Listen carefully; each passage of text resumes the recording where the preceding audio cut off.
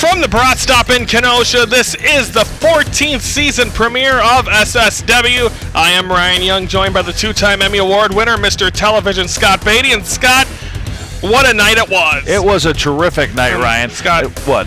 This microphone doesn't. I was the ring announcer tonight, but that's for the speakers. That's a microphone? Yeah, you have a headset. This is a microphone. This way I reach twice as many people. No, you're not reaching anyone. That's not on.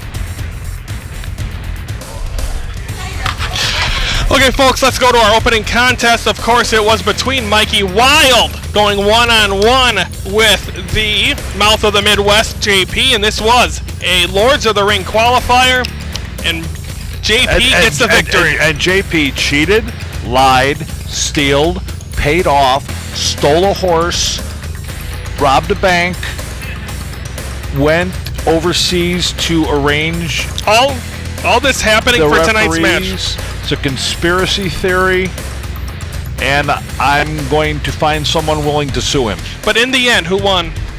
JP. Who'd he beat? Mikey Wild. Let's move on. Now let's talk about your second match. Of course, following that, JP got attacked following that win by the Refinement Club. He did, the Refinement Club came out, beat the snot out of JP. It's a beautiful thing because you know what? He should learn not to stick his nose in the Refinement Club's business. But if I may, RJ Daniels, the owner of SSW, gave them a chance to stay in the company. They were supposed to be out of SSW tonight. They were supposed to say their farewell, but he gave them a chance to stay in. And you know what? It just shows what a big heart he has. Yeah, and it was hanging on the pole as it was a contract on a pole match. But he gave them a chance, and he's a warm-hearted. He's listening, isn't he? Yes. Okay. What a warm-hearted individual he is, and he's on my Christmas card list. That's not what you were saying earlier. He wasn't listening earlier. Okay, as the victory goes to MARCELLO SPADE, he still has a job, but then you saw Matt Dewar start complaining. He gave him one more opportunity. He would get a chance at the Midwest Heritage Championship later on in the night. Which I've tried to explain to you. Whining gets you your way. And so later on in the night, he gets that opportunity. And of course, your third match of the evening, MARSHE ROCKETT. Of course, Mr. M80, you can see in TNA Impact Wrestling now. And he got the victory over Backwoods Brown. He also qualifies for the Lords of the Ring. Well, he's got to be an odds-on favorite from here on out. MARSHE ROCKETT, one of the most talented guys in the Midwest, and a permanent part of the structure here at SSW. And of course, following that match, he was inducted into the Hall of Honor for SSW after everything he's done for this company and for the independent scene, and now making a career in TNA Impact Wrestling. And 2017 is going to be my year for the Hall of Honor. You already got your speech ready? Book it. Yeah, RJ looked at you like you escaped the nut house when you said that.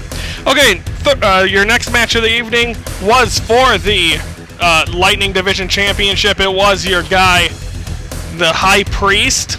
Yeah, the High Priest, my spiritual advisor, Will Jacobs. And he faced Colin Cambridge in the greatest spectacle in professional wrestling, DDS. And who got the victory? The only reason they call him the greatest... Who got the victory? DDS. And who is your new Lightning Division champion? Is this Rub It In Day? Yes, I'm enjoying every second of this. The reason he's the greatest spectacle in professional wrestling is because he hides insects in his beard. I'm positive that I'm going to get to the bottom of this. And he is no longer the Lightning Division champion. He is the Triple Threat champion. So all matches will be consistent in Triple Threat matches. Congratulations. I just don't like DDS. To DDS. And then your next contest was PAULY THOMASELLI defending that Midwest Heritage Championship against Matt Dewar. And Matt Dewar could not get it done. Again, your winner, PAULY THOMASELLI. Well, he defends his title successfully, but Matt Dewar, that was supposed to be his out of the company. He demanded one more match. RJ Daniels gave him the match. He lost it anyway. But see, what happened? Devin Diamond had to stick his nose in. Thank God he did, or I might not be here. And demanded a match against Matt Dewar. And that will take place. Oh, that's right. He was roughing you up pretty good. He dragged me to the ring. I told him to stop. Yeah, you were over here like, stop. I was stop. Like, no, but don't hurt him. Yeah, exactly. A great broadcast partner. But of course, he's out of a job after throwing a tantrum. But again, he's going to be facing Devin Diamond October 30th, right back here. I'm going to be here. Great. Wear that mask because you'll win the costume contest. Your main event of the evening, the Ice Pick Vic Capri retains his SSW championship in a great match against the returning Justice Jones. We didn't even bring up that part. Justice Jones returned earlier in the night. We saved it for the surprise ending. Yes, like Lost. As he came back, he's like, okay, I want a shot. He was on his knees begging for a rematch. Or a match, and Vic Capri goes, yeah, and then he attacks him. Leads to tonight, but Vic Capri gets the victory. Well, I think a very good match. Well, Vic Capri is still your SSW champion, and I tell you what, as much as I've said before, I don't get along with Vic Capri, but you gotta respect him, and he's the top of the card here. He's the man you gotta beat. You better believe Justice Jones will be back. Of course, folks, that was that is just the premiere, the season premiere of SSW. What is in store for the rest of this year? I'm hoping you against Abdullah the Butcher in a cage. You are terrible. Folks, that is it. We'll see you October 30th for Mr. Television. I'm Ryan Young. Have a great night, everyone. It's a cage.